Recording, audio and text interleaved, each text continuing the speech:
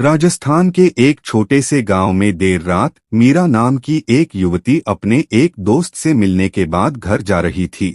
उसके घर का रास्ता घने जंगलों से घिरा हुआ था और भयानक होने के लिए जाना जाता था। जैसे ही वह चली, उसे अचानक ठंड महसूस हुई और उसकी गर्दन के पीछे के बाल खड़े हो गए।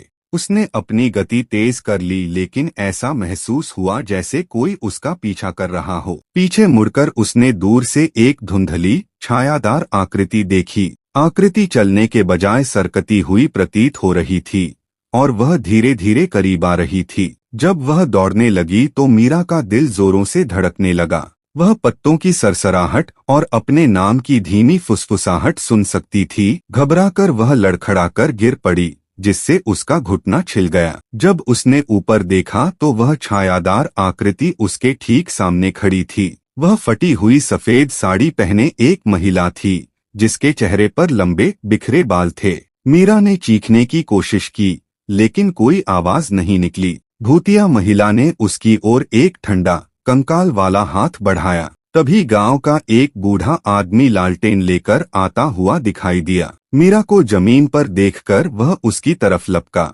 भूतिया आकृति जितनी तेजी से प्रकट हुई थी, उतनी ही तेजी से गायब भी हो गई। बूढ़े व्यक्ति ने मीरा की मदद की और उसे वापस गांव ले गया। जब वे सुरक्षित उसके घर पहुंचे तो बूढ़े व्यक्ति ने मीरा को सफेद पोशाक वाली महिला की कहानी के बारे में बताया, एक दुल्हन जिसकी अपनी शादी की रात दुखद मृत्यु हो गई थी। तब से वह अपने खोए हुए प्यार की तलाश में जंगल में भटकती रही। मीरा फिर कभी उस रास्ते पर अकेली नहीं चली, हमेशा उस भूतिया मुठभेड़ को याद करती रही जिसने तब से उसके सपनों को सताया था।